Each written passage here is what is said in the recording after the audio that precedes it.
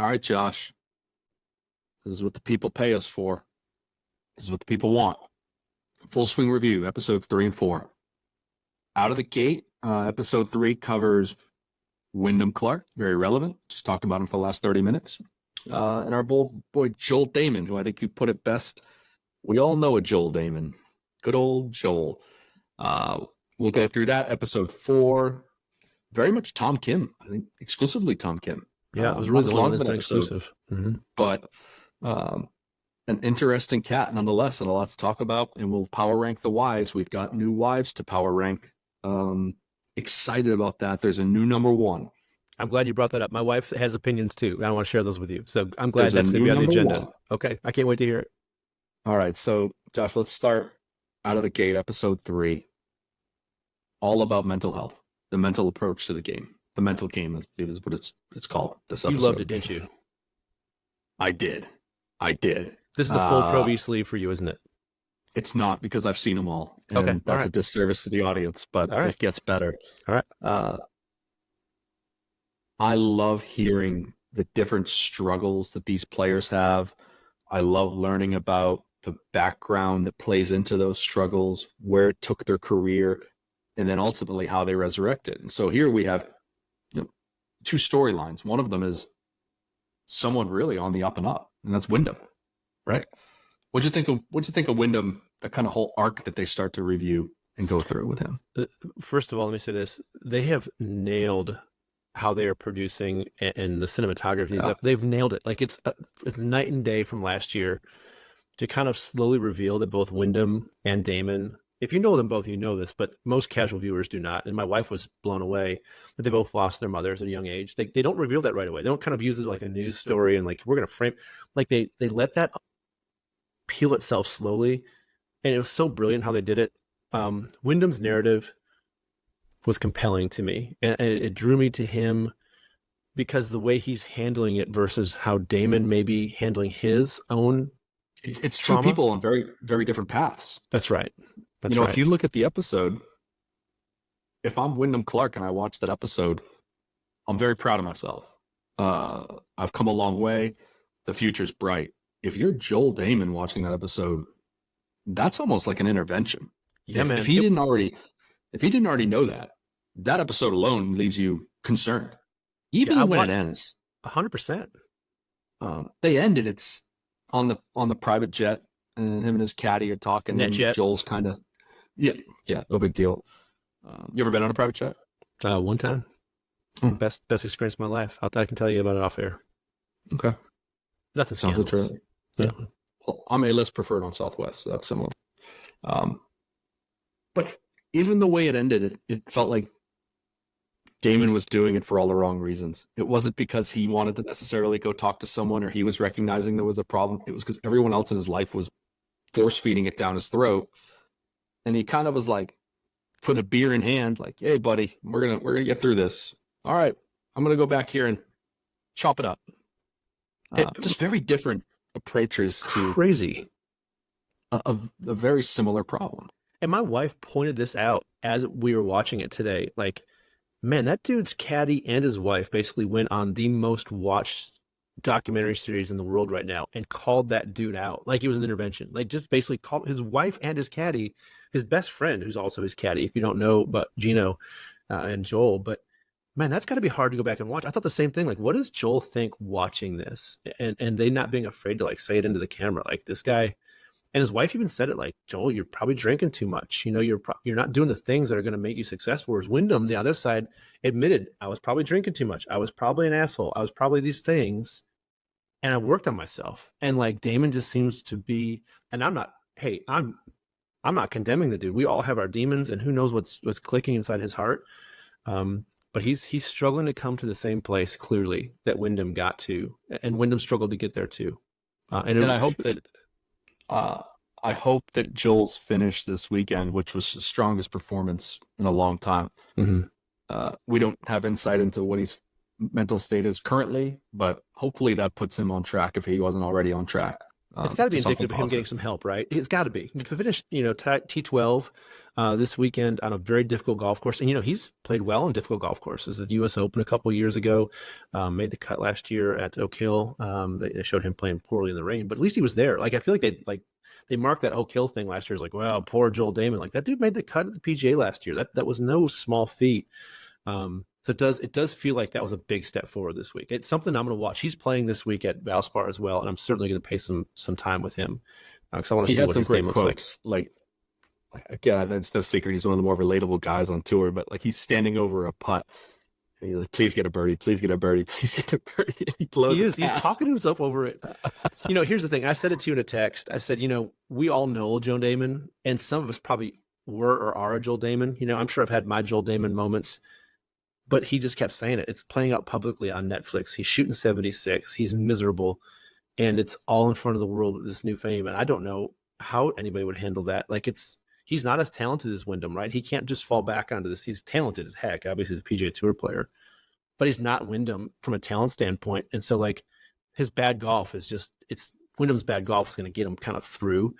Joel's like, he's just going to miss cuts. And like he said at the end with Gino, or maybe Gino said to him, I think Gino said to him, are we going to keep missing cuts and go get hammered on the weekends? Like, what is that the plan? Like, what's the plan here? And man, that I think that resonated with a lot of people who may struggle with failure and trying, or at least wanting to try to improve, because it was certainly very resonant versus kind of Wyndham's process. Yeah, and it's one of the darker sides of this type of show is a guy like Joel Damon, overnight fame, right? And in this case, it hasn't really done well by him. But hey, like at one point they made it sound like he couldn't even like make a mortgage payment. But yeah, he's doing fine. The dude's he's got a Bushmills contract now. It's all over social media. Like the dude's getting paid. And this is my side note. I'm not going to go on too many side notes this episode. I promised myself I'd stop the monologuing, but man alive, these guys talking about I went to live for the money and it's life changing. Like, are you telling me $10 million on the PGA Tour isn't life changing? I mean, I was a teacher for 25 years.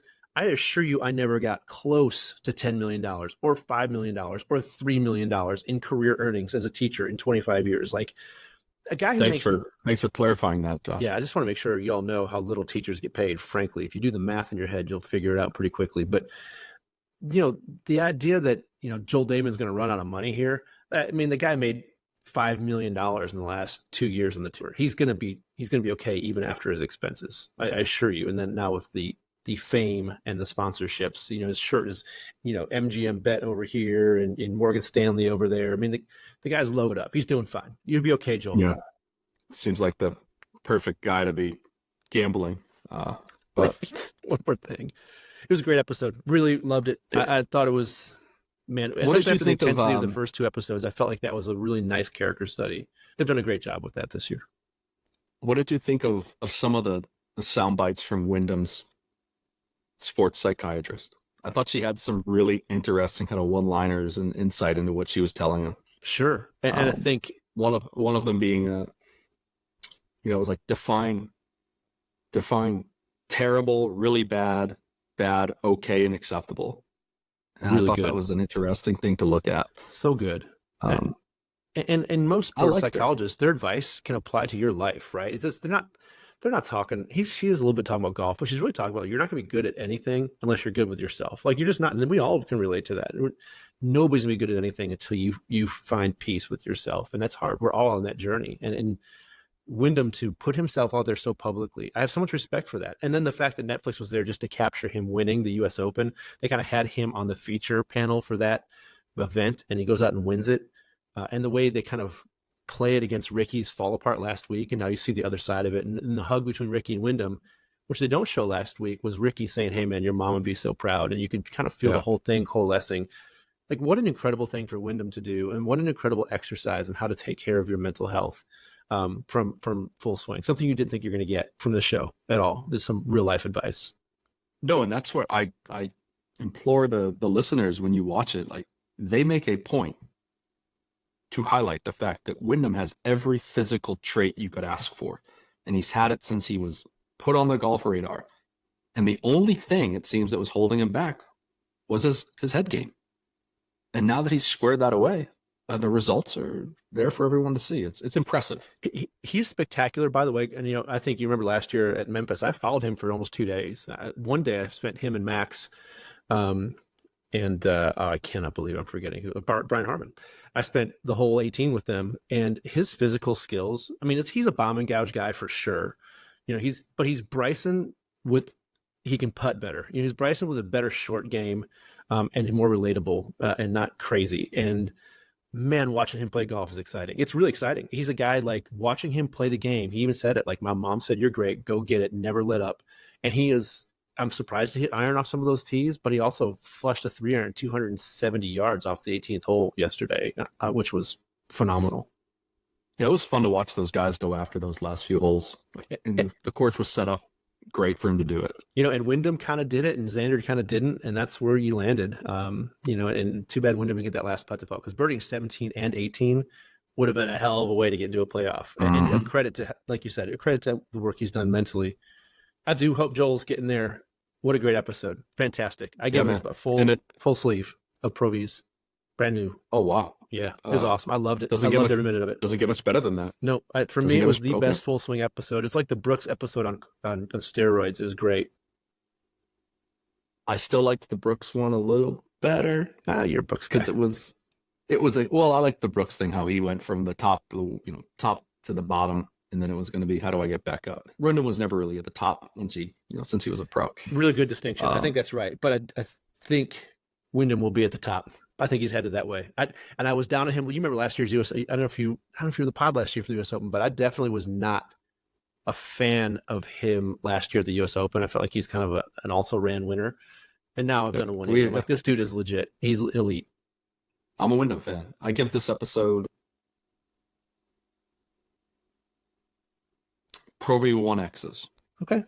I like it. Used by many, but not the most popular. Yep.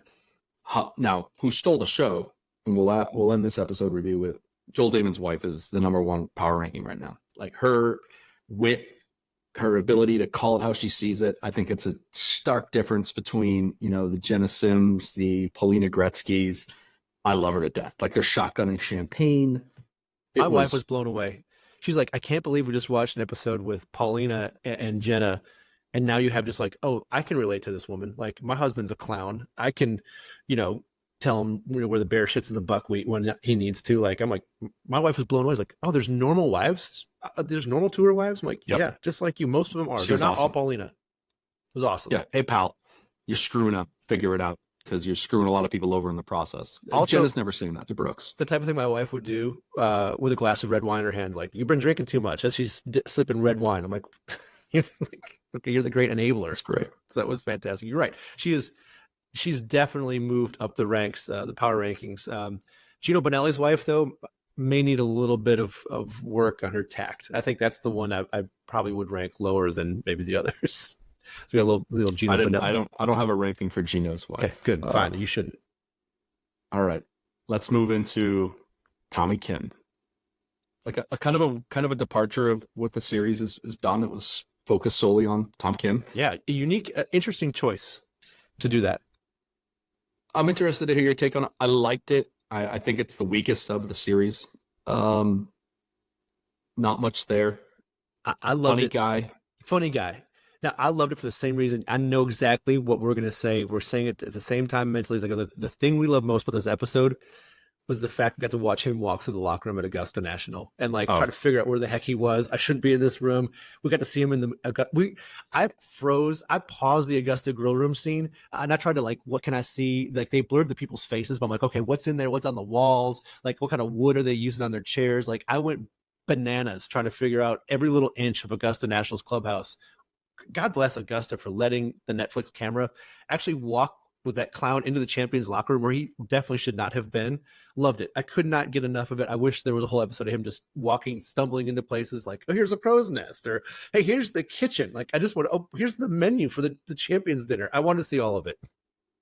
It was great. And I always find a lot of entertainment in seeing just the normal people that work at these places. Like, he goes to sign in. I always love when they're able to show the players signing in. Yes. Old school. And there's just some woman there. Like, you think that woman understands how many people would just kill for her job. And she's probably been doing it for 50 years. I would kill her for her job.